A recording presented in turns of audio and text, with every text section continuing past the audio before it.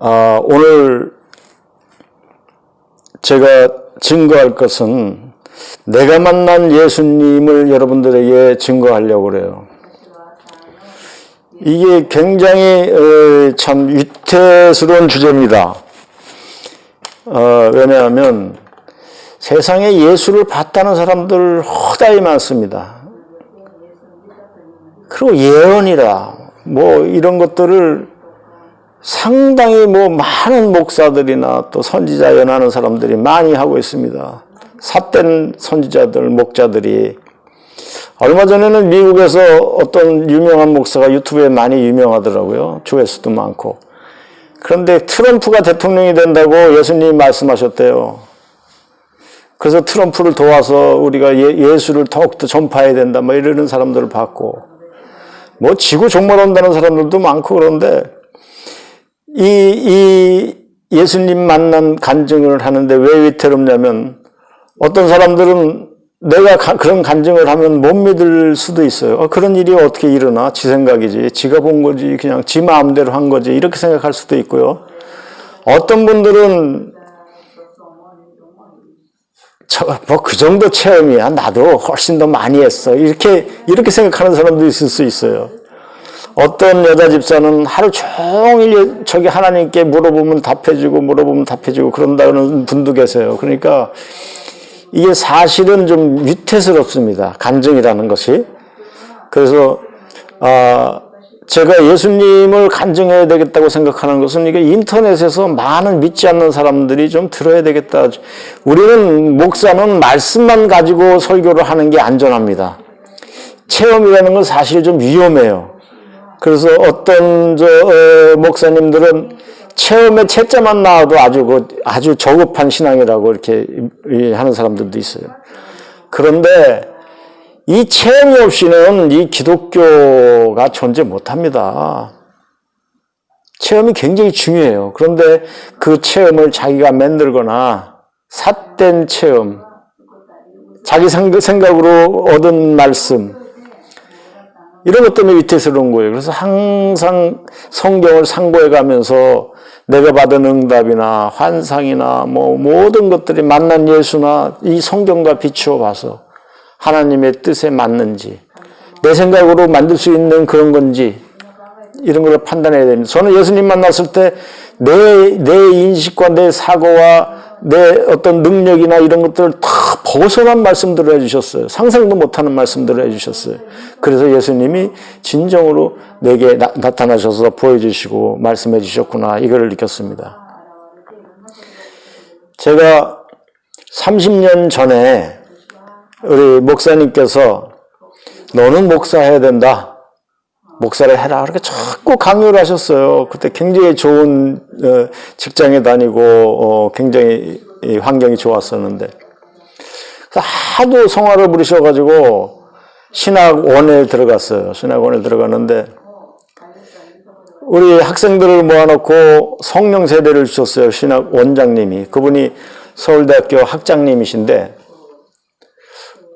그런데 제가 다니던 교회에서는 못 겪어봤던 일들이 막 벌어지기 시작하는 겁니다. 막 방언 터지고 뒤로 쓰러지고 아주 열광이 도가니가 돼버렸어요. 그 원장님이 인도하시는 그 성령 세례 주는 자리가.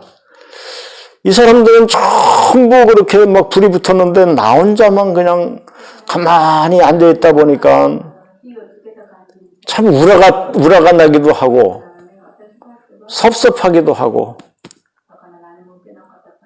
제가 도마라는 예수님 제자를 좋아하는데요.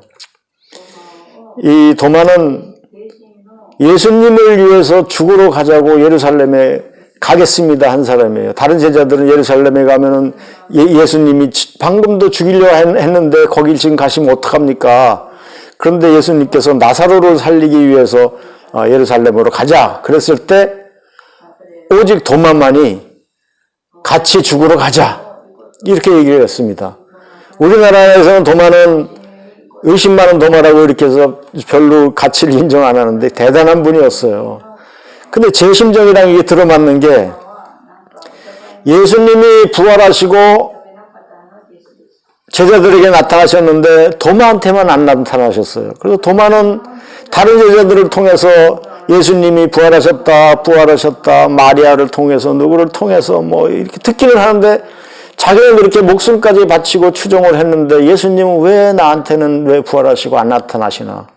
그래서 나는 너희들 못 믿겠다, 너희들은 나를 못 믿겠다. 나는 예수님 옆구리 창자죽 만져보고 손에 못자국 만져봐야 내가 믿겠다, 이런 식으로는.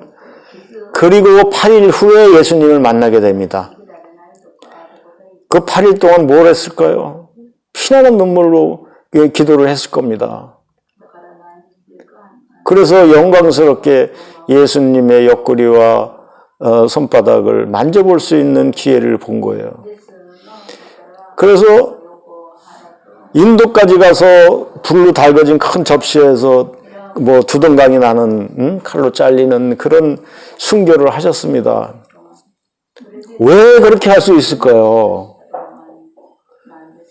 예수님에 대한 체험이, 부활하신 예수님에 관한 체험이 어느 제자보다 강한 거예요. 그 손으로 만져본 그 감촉, 천하 인류에 꼭 한 사람만이 예수님을 만져봤습니다. 마리아도 못 만지겠어요. 마리아가 제일 처음 봤을 때 예수님이 옷자락을 잡으려고 그러니까 건들지 말아라, 내가 아직 하늘에 가지 못했다. 그래서 못 만지게 하는데 도마한테는 만져보라고 하십니다. 우리 사람들이 굉장히 참 잘못된 생각을 갖고 있는 게, 보지 않고도 믿는 자가 복이 있다. 그건 예수님께서 보지 못하고 믿는 사람들에게 축복해 주겠다는 뜻이에요. 본 사람보다 안 본 사람이 더 복이 있다, 그게 아니에요. 우리가 보지 않으면 어떻게 믿어요? 봐야 믿어져요. 길 가다가 돈 10만 원만 빌려달라고 그래봐야 누가 꽂습니까?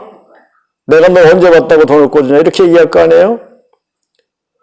예수님을 봐야 돼요. 하나님을 보고 체험하고 느껴야 돼요. 그게 위험스럽다는 측면도 있지만, 우리 기독교의 체험이 없으면 이 기독교는, 이거는 뭐 의미가 없는 종교입니다. 살아계신 예수님, 살아계신 하나님이 안 계시다면 우리가 믿는 게 뭡니까? 그래서 봐야 되고 들어야 돼요. 믿음은 들음에서만 난다고 하고, 너희 눈은 볼 수 있으니 복되도다, 이렇게 말씀하셨어요. 그러니까 우리가 이런 영적인 눈과 영적인 귀를 가져서 하나님을 만나고 예수님의 음성을 듣고 환상으로 만나야 우리의 신앙이 더욱더 확고해집니다. 봐야 됩니다. 들어야 됩니다. 마태복음 13장 15절에 이 백성들이 마음이 완악해져서 그 귀는 듣기에 둔하고 눈은 감았으니 이는 눈으로 보고 귀로 듣고 마음으로 깨달아 돌이켜 내게 고침을 받을까 두려워함이니라 하였느니라. 16절에 그러나 너희 눈은 봄으로 너희 귀는 들음으로 복이 있도다. 우리가 볼 수 있는 눈, 들을 수 있는 귀를 가졌는데 왜 예수님을 못 만납니까? 예수님을 만나야 돼요. 마음이 청결한 자는 하나님을 보리라 했습니다. 하나님도 만나 봐야 됩니다. 그래야 살아계시고 인격적이고 지금도 역사하시는 분이 나와 함께 하고 있다라는 그런 아주 깊고 강한 신앙과 믿음이 우리 마음속에서 자라날 수 있는 겁니다. 로마서 10장 17절에 그러므로 믿음은 들음에서 나며 들음은 그리스도의 말씀으로 말미암았느니라. 들어서 알아야 되고 봐서 알아야 됩니다. 말씀을 듣고 예수님 만나고 이래야 우리 신앙의 믿음이 확고해지는 겁니다. 호세아서 4장 6절에는 내 백성이 지식이 없으므로 망하는도다. 내가 지식을 버렸으니, 여기서 지식은 하나님을 아는 지식을 얘기해요. 하나님을 모르고 하나님에 대한 지식을 버렸으니 나도 너를 버려서 내 제사장이 되지 못하게 할 것이고 내가 내 하나님 율법을 잊었으니 나도 네 자녀들을 잊어버리리라. 이렇게 말씀을 하십니다.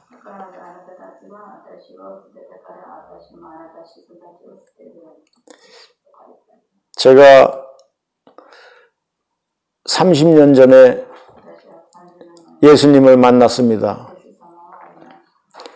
그 신학원에서 그렇게 성령에 불타오르는 그걸 보고 섭섭해서 실망하고 도마가처럼 섭섭해서 집에 가서 방에서 누워서 어떻게 하면 내가 이 마음을 풀 수 있을까? 예수님을 어떻게 하면 만날 수 있을까? 어떻게 체험할 수 있을까? 이렇게 생각하다가 마태복음 1장부터 읽기 시작했습니다. 저는 성경 통독을 교회는 오래 다녔지만 통독을 작정하고 한 적이 없어요. 그때는 작정하고 이제 성경 통독을 하기로 했습니다. 뭔가 돌파구를 찾기 위해서, 방법을 찾기 위해서. 그런데 마태복음 1장 1절서부터 이게 마음에 걸리는 거예요. 아브라함의 자손, 다윗의 자손, 예수의 계보라. 아니 다윗의 자손이면 사람의 아들이란 뜻인데 사람의 아들이면 내가 무슨 그런 분을 내가 이게 이 신앙으로 이렇게 믿어야 되나 그런 의심이 생겼어요. 그래서 그 각주를 쭉 찾다가 성경 서너 페이지를 보다가 잠이 들었어요. 아주 마음을 상심한 상태로. 그런데 그때 예수님이 내 누워있는 위쪽으로 예수님이 나타나신 거예요. 환한 모습으로. 형체는 제가 알아보지 못했는데 예수님이 나타나신 거예요. 이게 꿈인지 환상인지 모를 정도의 상태였습니다. 예수님께서 나에게 성경 말씀으로만 저를 교육하시기 시작했어요. 예를 들자면 요한복음 3장 16절을 봐라, 뭐를 봐라, 뭐를 봐라, 뭐를 봐라 이렇게 말씀을 하셨어요. 저는 그게 꿈이나 환상인 줄 알았기 때문에 그 말씀을 쫓아서 환상 속의 성경책을 찾아가면서 그 말씀을 듣고 있습니다만은 내가 눈을 뜨고 이걸 꼭 확인하겠다. 과연 이런 말씀이 있는가? 그래서 말씀을 계속 들었습니다.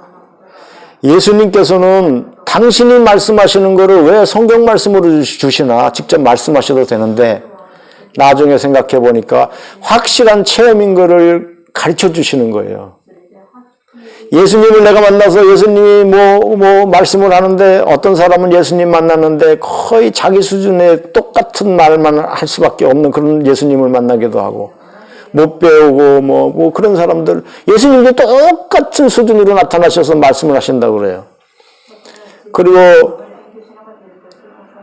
40일 금식하고 내려오는 동안에 개울에서 뛰노는 어린 예수님을 만났다고 그러더라고요. 다 삿된 그런 그 환상과 응답입니다. 그래서 상당히 위험합니다. 그래서 이걸 말씀으로 주는 게 제일 위험하지 않습니다. 내가 만난 예수님으로부터 얘기를 들으면 내가 의심할 수도 있고 잘못될 수도 있어요. 그런데 내가 처음 만나서 예수님 체험은 성경 말씀으로만 해주시는 거예요. 그래서 내가 그 말씀을 찾으면서 듣고 하면서 제가 무릎을 꿇었습니다. 이건 도저히 내가 만들 수 없는 꿈이다.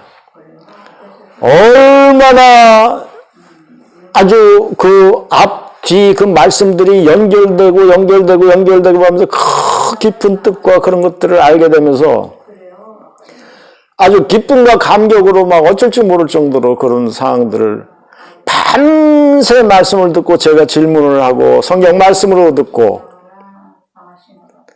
그러다가 예수님께서 뇌자로 된 그 성경상의 인물이 나오는 성경 구절을 찾아봐라. 그래서 제가 그랬어요. 내가 성경 그렇게 제대로 본 적도 없는데 어떻게 찾습니까? 그러니까 예수님께서 성경 몇 장 몇 절을 봐라. 제 기억에는 아마 임마누엘이랬던 것 같아요. 그 말씀이 내가 찾은 말씀이 내가 너와 함께 함이니라 이거였어요. 그런데 너무 기뻐서 내 지금 마음은 속상해 있었는데 다른 사람들 성령이 불받았다 어쩌다 그러는데 난 아무렇지도 않으니까 섭섭했다가 도마처럼 예수님께서 직접 저를 만나주시고 인쳐주신 거예요. 그래서 너무 기뻐서 제가 예수님께 여쭤봤습니다. 그 어린 마음에 주님, 그러면 제가 성령 받은 겁니까? 이제 예수님 만났으니까? 이렇게 물어봤어요. 그랬더니 예수님께서 웃으시는 게 느껴져요. 웃으시는 게. 웃으시면서 내가 너와 함께 하미니 내게 성령 충만함이 있지 않겠느냐.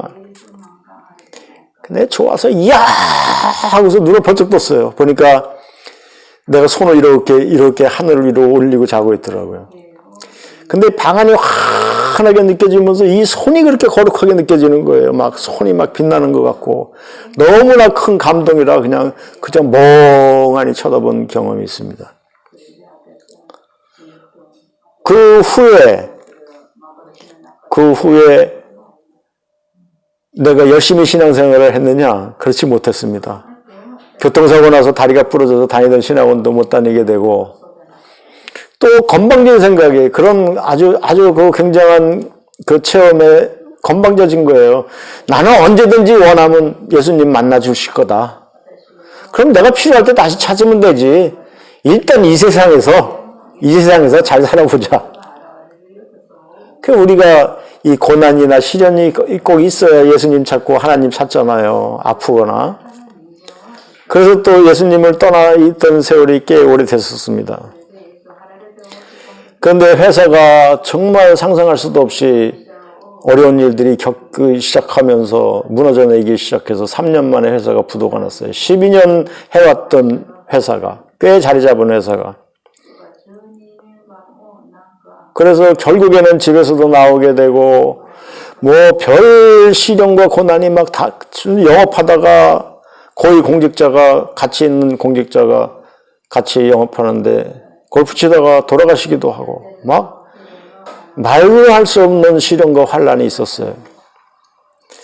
그래서 신학교로 들어가고 일푼 돈도 없고 해서 신학교 기숙사에 들어가서 그저 봉사하고 그러면서 그냥 지냈는데 어느 날 기도를 하는데 예수님께서 십자가에 달리신 모습으로 이렇게 나를 보여주시는 거예요. 환상 속에서.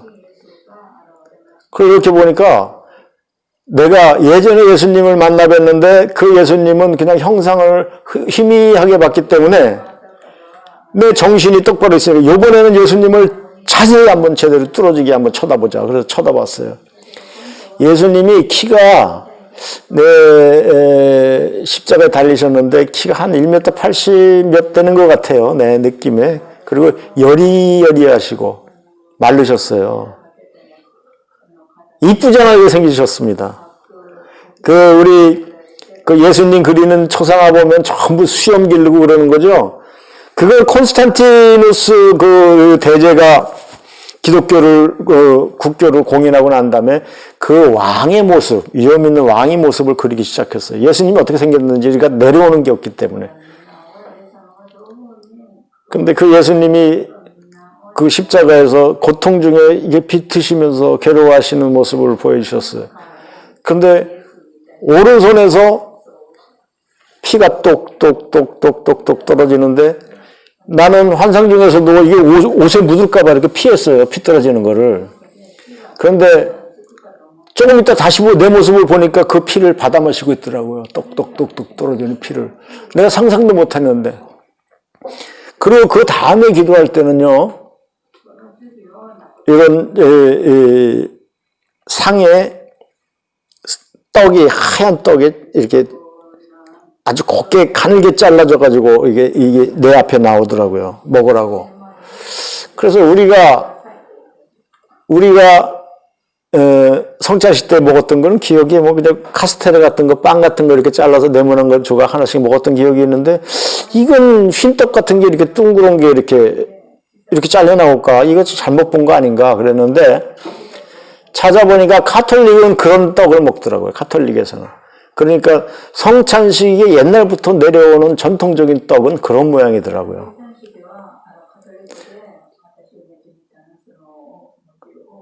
그래서 요한복음 6장 51절에 보면 나는 하늘에서 내려온 산떡이니 이런 말씀이 나오고 내가 진실로 진실로 너에게 이르노니 인자의 살을 먹지 아니하고 인자의 피를 마시지 아니하면 너희 속에 생명이 없느니라.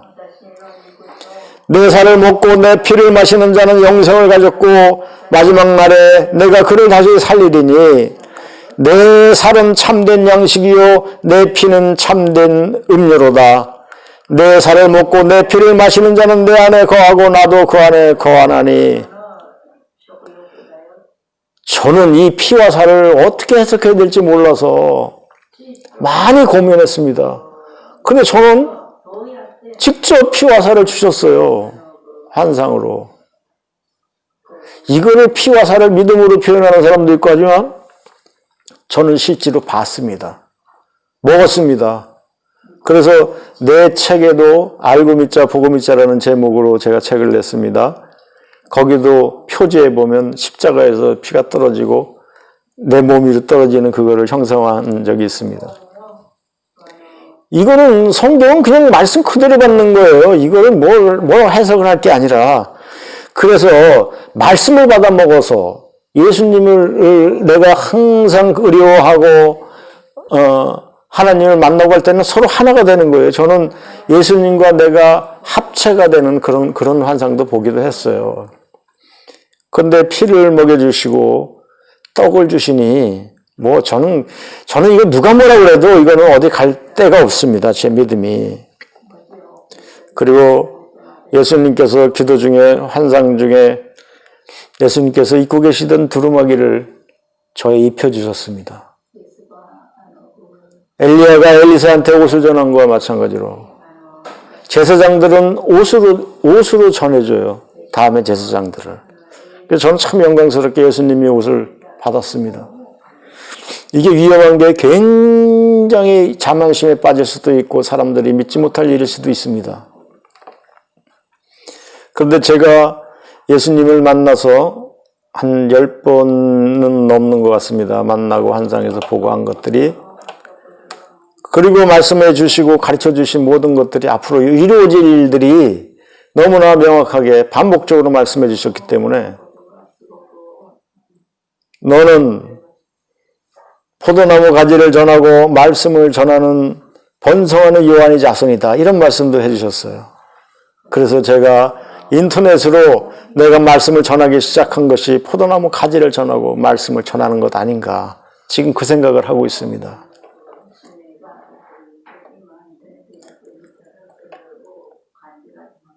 성령을 어떻게 받습니까? 나 성령 받았다 하는데 성령을 어떻게 받습니까? 나는 신학교에 있을 때 기도를 하려고 제가 중국 선교관이 있었어요. 그러면 내가 거기 들어가서 혼자 기도하고 그럴 때가 많았습니다. 가보니까 잠겨 있어요. 그래서 2층으로 본당으로 올라갔더니 본당도 잠겨 있어요. 그래서 그 장의자에 앉아있다가 옆으로 누워서 깜빡 잤습니다. 근데 뭔가 느낌이 나를 쳐다보는 것 같은 느낌을 내가 받았어요. 그래서 눈을 딱 떴더니 예수님인지는 모르겠는데 꼭 여자처럼 생긴 분인데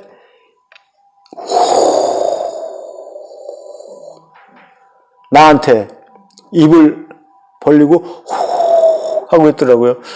이게 뭐야? 그래 앉아서 딱 보니까 그 그림이 예전에 어떤 신학생이 그린 그림이랍니다. 근데 보니까 지팡이 짚고 돌판 언약판을 들고 있는 거 보니까 모세 같고 왼쪽은 엘리야 같고 가운데 서 있는 여자처럼 생기신 분이 해준 거예요, 저한테. 그래서 앉으면 그냥 그림이고 다시 누워서 또 이렇게 잠깐 졸라고 그러다 보면 또 몇 번을 그걸 받았어요. 그런데 이게 무슨 뜻인지를 제가 깨닫는 거는 요한복음 20장 22절 이 말씀을 하시고 저희를 향하사 숨을 내쉬며 가라사대 성령을 받으라. 처음에는 이게 무슨 뜻인지 몰랐어요. 숨을 내쉬며 가라사대. 그럼 말을 할 때 숨을 내쉬면서 말하지 숨을 들이마시면서 말을 어떻게 해요? 근데 왜 성경에 숨을 내쉬며 가라사대라고 했을까? 이게 말이 됩니까? 내쉬면서 해야지. 그래서 이게 왜 이 불필요한 말이 그냥 가라사대 말씀하시기를 하지 왜 숨을 내쉬며 가라사대 이렇게 말씀하셨을까?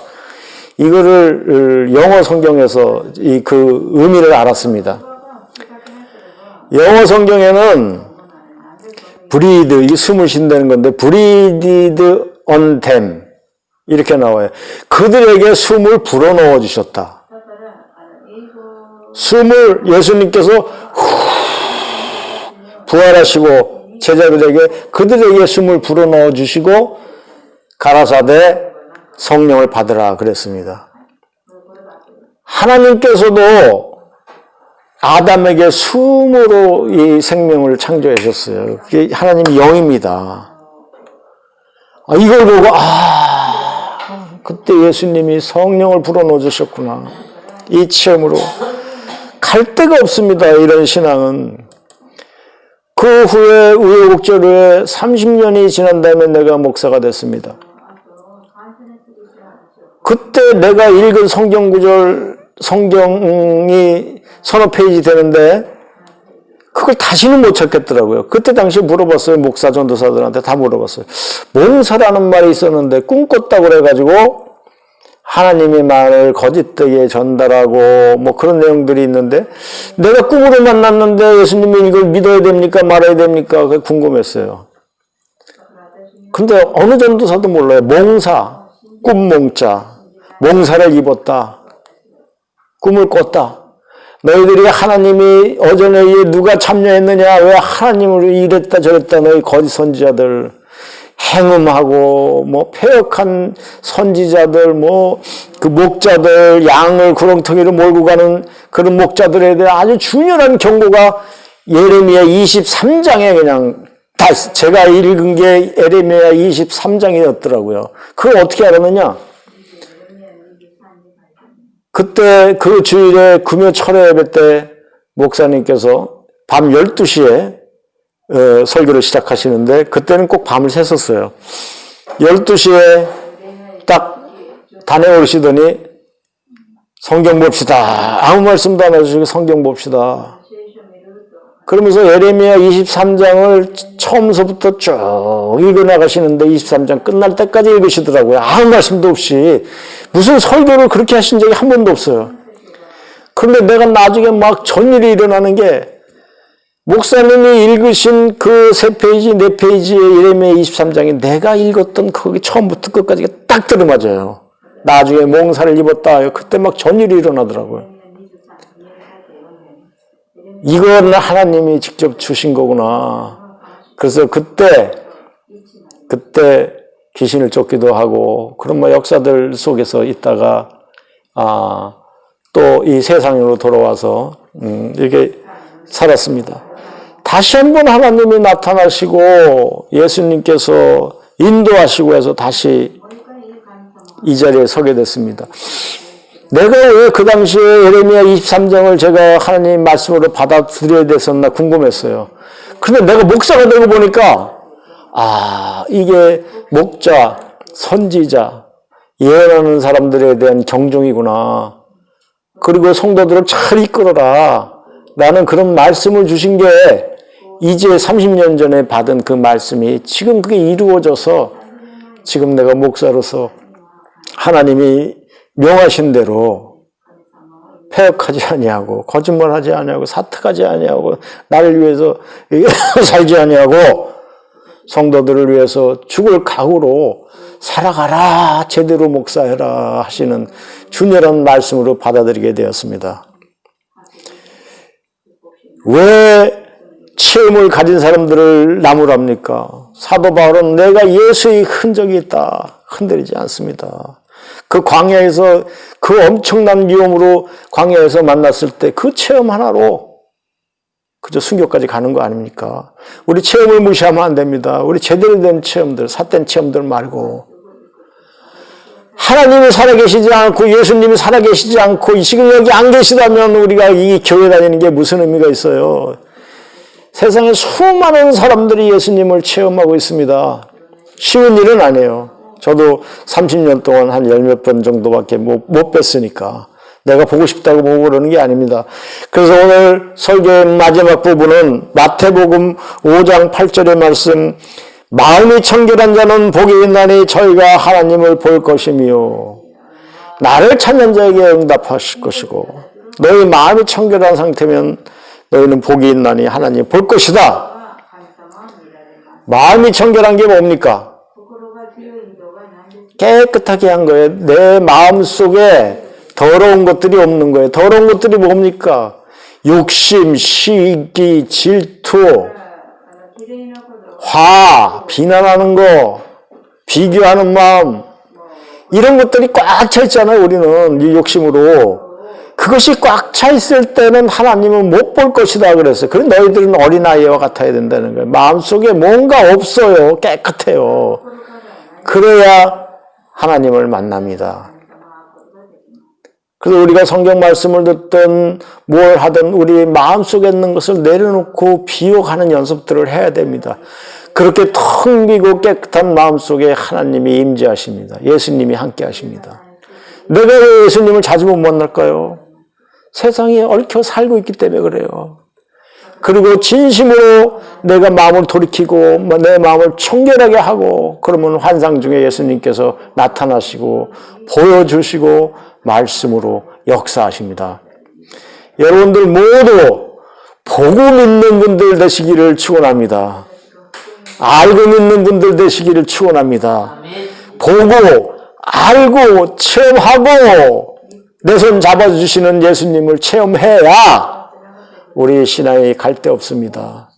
천국 가는 길까지 그 하나님이 예수님이 눈동자와 같이 지켜주실 겁니다.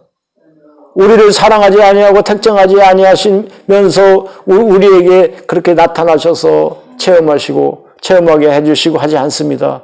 여러분들로 빠른 세월 안에 예수님을 체험하시고 하나님을 체험하시고 말씀이 살아 움직이는 그런 체험들을 하셔서 주님의 강한 군사가 되시고 하늘나라에서 주님 만나볼 때까지 주님의 뜻에 순종하는 여러분들 되시기를 예수님 이름으로 축원합니다.